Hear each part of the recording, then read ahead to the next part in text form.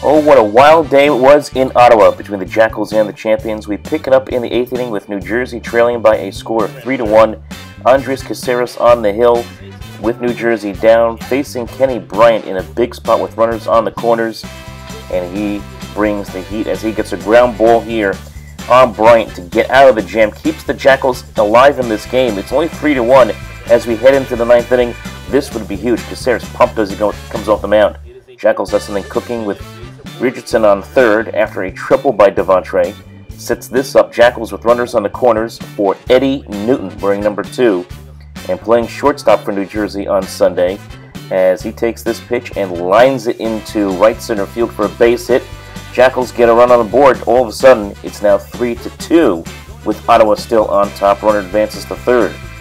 A little later on in this inning, New Jersey now with the chance to possibly tie this ball game, a game that looked like it was going to be lost, as right now coming up to bat for New Jersey will be Rylan Sandoval, trying to make an impact on his new team as he takes this pitch from Tyler Wilson and skies it into center field deep enough to bring in Daniel Rocket with the tying run. Boucher makes the catch, Rocket tags and comes in to score, and just like that we are tied 3-3.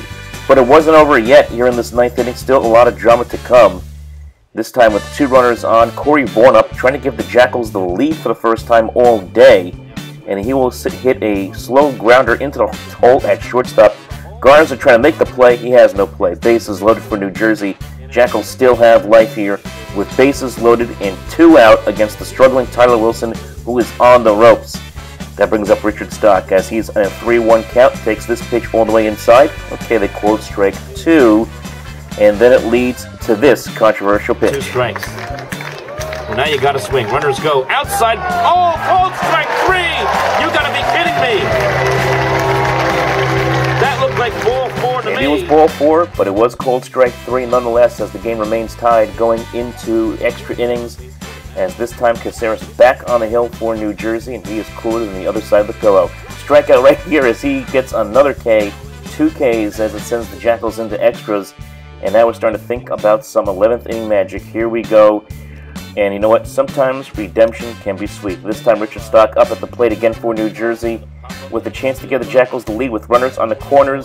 This time hits one in the hole at first base under the glove of Kenny Bryant. It's an infield single, and the Jackals bring in a run as it's now 4-3 New Jersey. However, Ottawa would tie the game in the bottom of the 11th on a wild pitch. Sets this up with Johnny Bladell now pinch hitting for Eddie Newton. Something about that 9th spot in the order today, folks, for the Jackals. Bladell skies this one to center field. Boucher is there. He makes the catch. Tagging from third and coming in to score is Michael O'Neill, and the Jackals now in front by a score of 5-4. Jackals turn it over to Fernando Cruz to try to end this ball game. He gets the first couple of men out with the runner at second base in the 11th inning rule, and we're now in the 12th.